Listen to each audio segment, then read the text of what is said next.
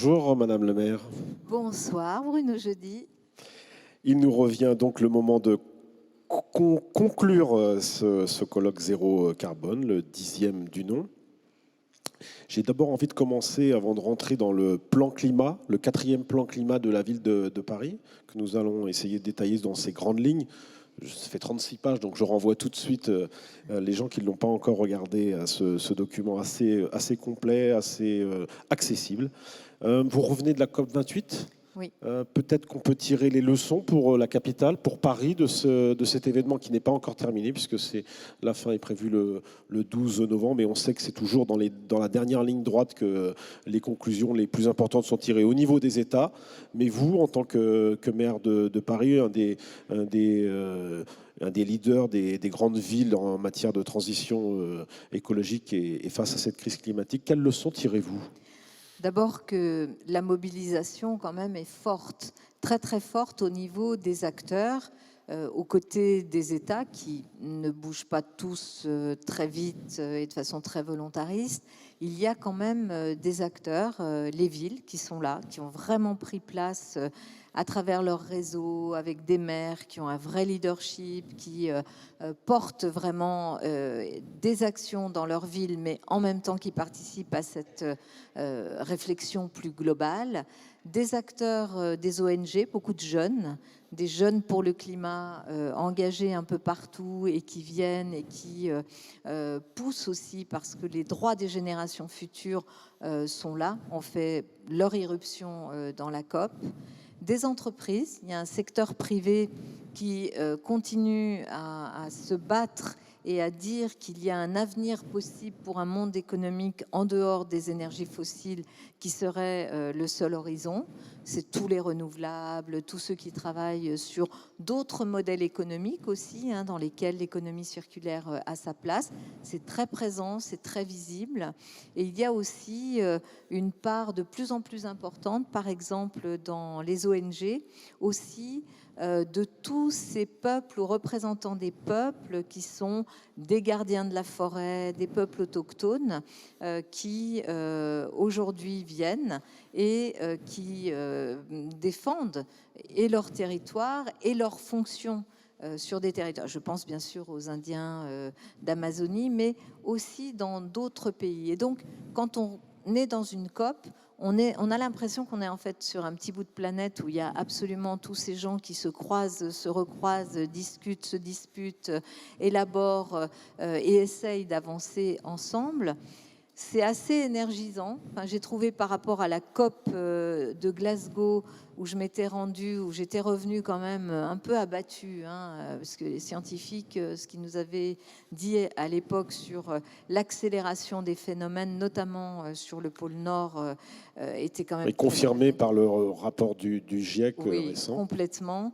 Et donc, je dis pas que je reviens optimiste, parce que franchement, vu l'état du monde, c'est difficile.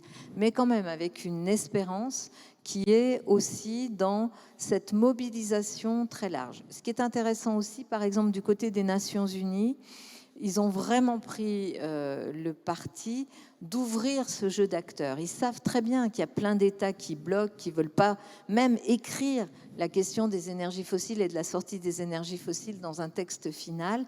Et donc, le fait que les Nations Unies ouvrent à ces acteurs en disant dans cette pièce, il y a ceux qui agissent et tous ceux qui sont dans le greenwashing et qui ne veulent pas bouger, on les laisse à l'extérieur et on avance de cette façon-là. C'est assez intéressant. Et dernier point, sur le financement, parce que quand même la question du financement, elle est posée.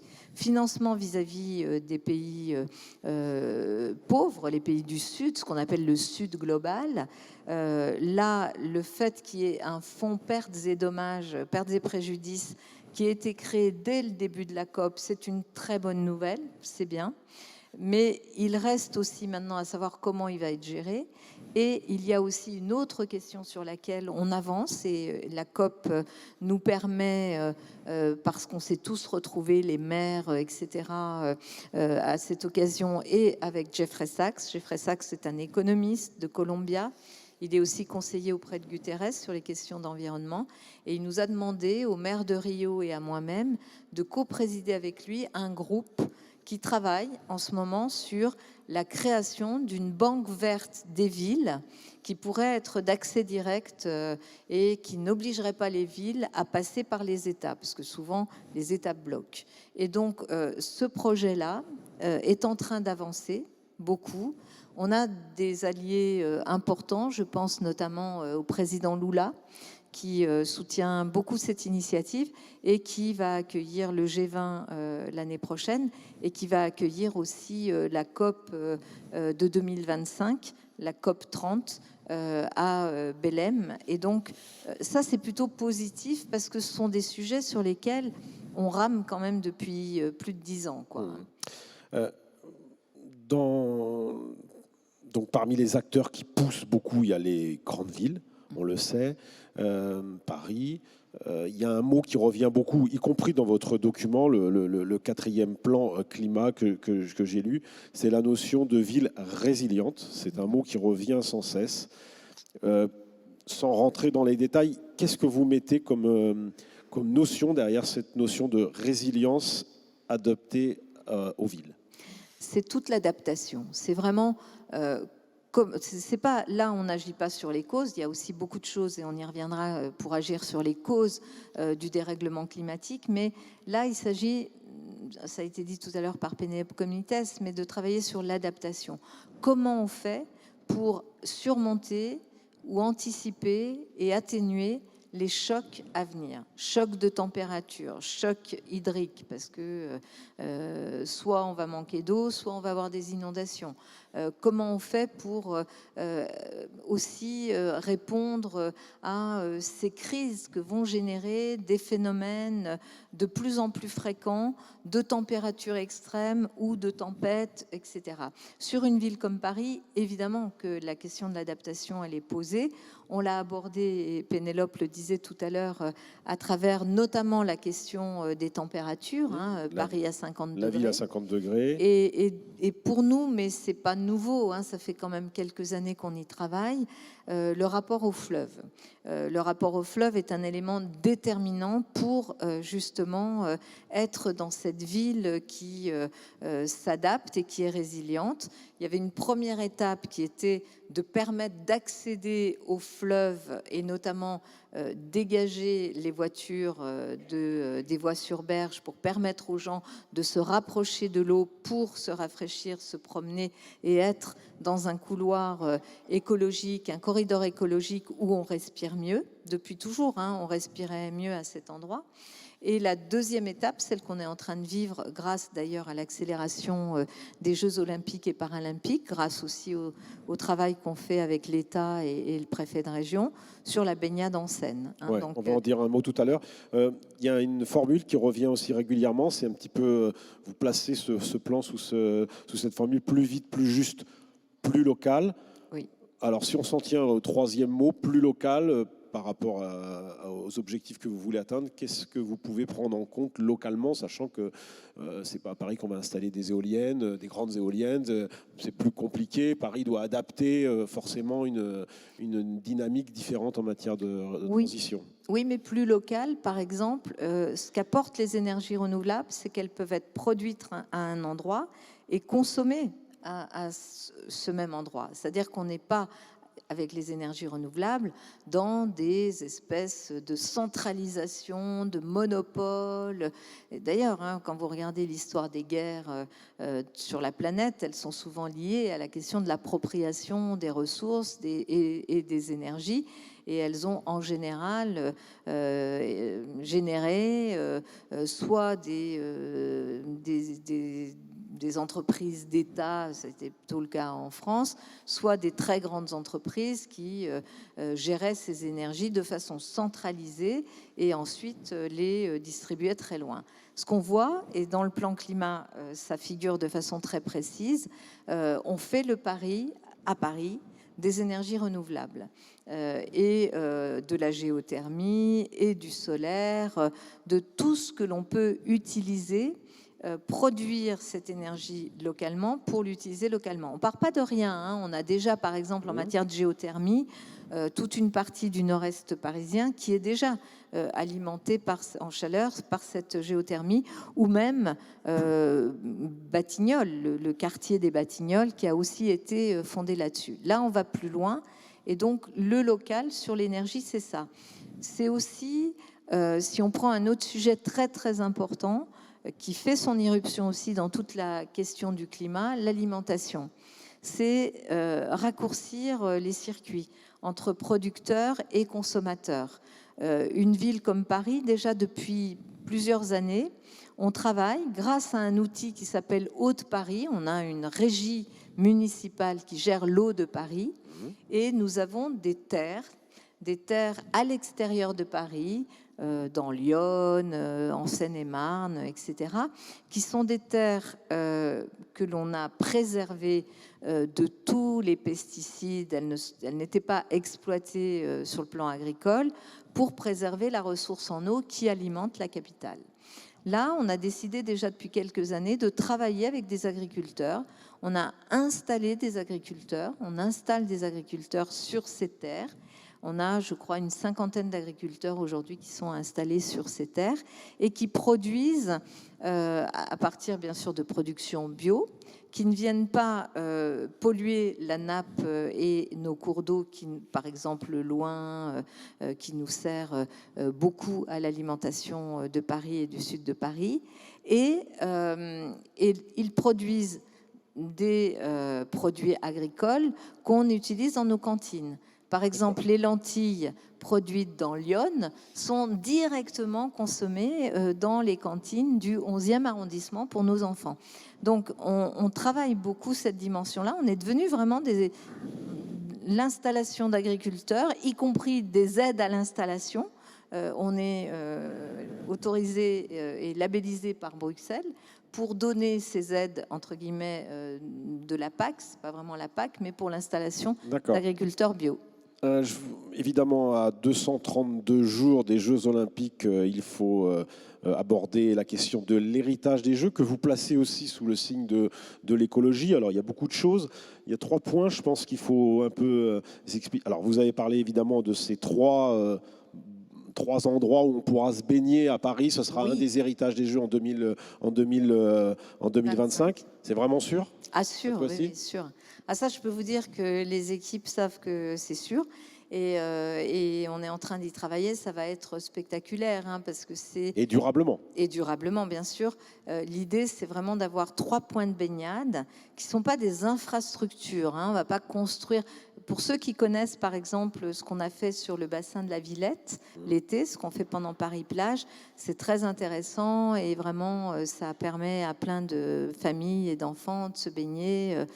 Là, l'idée, c'est d'aller même vers quelque chose d'encore plus naturel, c'est-à-dire de ne pas construire d'infrastructures, de permettre l'accès au fleuve et puis de nager. On a la chance d'avoir des endroits, par exemple, près, ici à côté de l'hôtel de ville, il y a ce qu'on appelle le bras Marie, qui est un bras de la Seine, qui peut être fermé à la navigation fluviale, sachant qu'il y a un deuxième bras qui peut aider, enfin permettre cette navigation fluviale. On a la même chose vers l'île aux Cygnes avec le bras de Grenelle. Et donc là, on est en train de travailler sur un dispositif où on met des lignes d'eau qui délimite la zone de baignade et où on va pouvoir se baigner. Alors bien sûr, il faudra savoir nager là, parce que c'est quand même, il n'y aura pas de fond, on va pas mettre un fond ou un filet pour retenir les gens, mais ça va être quand même quelque chose d'exceptionnel et de spectaculaire. D'accord, ça c'est pour 2025. Alors il y a beaucoup de choses dans l'héritage des Jeux, il y a l'héritage solidaire, il y a aussi l'héritage en matière de transport, transport urbain, transport collectif, transport aussi individuel. Alors il y a un point qui évidemment fait un peu polémique, mais qui mérite peut-être une explication, c'est la notion de la voie réservée au covoiturage sur le périphérique. Donc c'est un choix, on va dire, très engageant, très aussi sans doute symbolique de l'héritage des Jeux, puisque ça a été prévu pour les Jeux et vous voulez envisager de le poursuivre. D'ailleurs, c'est une idée qui vient de loin, hein. Elle est accélérée grâce aux Jeux, puisqu'on doit faire cette voie olympique pour permettre de se déplacer pendant la période des Jeux pour les athlètes, la famille olympique, sur les différents sites. Et donc, l'idée, c'est vraiment de profiter de la mise en place de cette voie olympique pour qu'après, ça soit une voie de covoiturage. Voie de covoiturage qui existe partout dans le monde. Vous allez en Californie, à Los Angeles, qui est quand même une ville très marquée par la voiture. Les voies de covoiturage existent depuis au moins 20, 25, 30 ans. Et nous, on est très en retard là-dessus. La deuxième chose, c'est que cette idée, elle est née en fait en 2018, ici, à l'Hôtel de Ville, par une mission qui avait été faite au sein du Conseil de Paris avec l'ensemble des groupes politiques, qui avait abouti à un vote unanime sur cette idée de covoiturage, sur la réduction de la vitesse aussi, sur le périphérique. Donc tout ce qu'on a porté là. Ensuite, on a continué à le travailler. Après 2018, on a travaillé avec le préfet de région Île-de-France, donc l'État, la région Île-de-France, la métropole du Grand Paris, la ville de Paris. On a fait une exposition, peut-être vous vous en souvenez, sur l'évolution des autoroutes franciliennes et des routes franciliennes. Et puis, il y a eu encore une étape supplémentaire. On a créé, depuis cette époque-là, ce que l'on appelle l'atelier du périphérique, c'est-à-dire ça fait des mois et des années que nous travaillons avec toutes les communes qui sont autour de Paris et concernées par le périphérique, sur à la fois l'évolution du périphérique et l'évolution des portes que nous voulons transformer ensemble en place. J'allais y venir parce que c'est aussi ça, un héritage peut-être entre Paris et la Seine-Saint-Denis, notamment sur la porte de la Chapelle, hein, qui sera quand même un peu l'entrée vers le Stade de France, qui est évidemment au centre des Jeux avec les épreuves qui se dérouleront dans Paris intramuros. C'est une transformation de la porte de la Chapelle et c'est un élément extrêmement symbolique de l'héritage des Jeux. Oui, pour moi, ça sera peut-être avec la baignade en Seine l'un des plus beaux parce que la porte de la Chapelle, on sait, c'est un territoire qui a beaucoup, beaucoup souffert, sur lequel on s'est beaucoup impliqué avec toute mon équipe, avec Éric Lejoindre, le maire du 18e. Dans le précédent mandat, j'y allais toutes les semaines parce que vraiment, entre les questions de crack et les campements, c'était vraiment très, très dur pour la population. Et avec mon équipe et Éric Lejoindre, on s'est dit, il faut vraiment que les Jeux transforment profondément ce quartier, ce paysage. On est en train de le transformer. L'avenue de la Porte de la Chapelle va être, et là on est en train de planter des arbres, c'est magnifique. Je vois Michel Zaoui qui est là, qui travaille sur ce problème, sur ce projet paysager. Ça va être sublime. J'ai dit à tout le monde, je veux que ce soit aussi beau que le Champ de Mars où les Invalides, les habitants de la Porte de la Chapelle le méritent.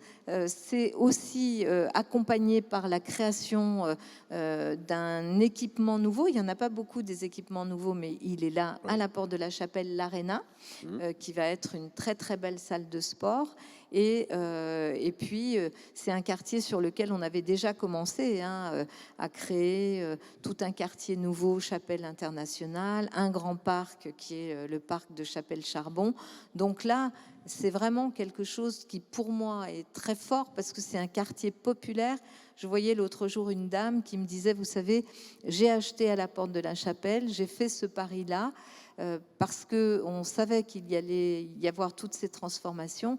Et elle me disait, je ne le regrette pas. Il y a encore un peu de boulot, c'est vrai, mais je ne le regrette vraiment pas. Elle m'a dit, vous nous avez permis de fait d'être propriétaire à Paris, ce qui est quand même assez compliqué, mais on a pu l'être. Et là, j'ai confiance dans l'évolution de ce quartier. Ben, vous savez, quand des gens vous disent ça, des vrais gens, hein, on ne va pas les chercher, voilà.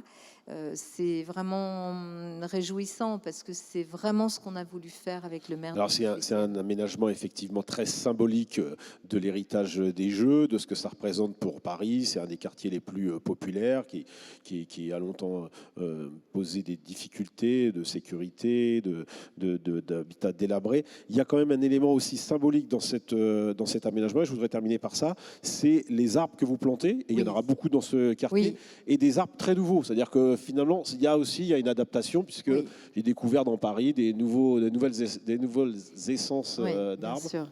On a la chance, vous savez, à Paris, d'avoir un service de l'arbre. Chaque arbre parisien a sa fiche d'identité.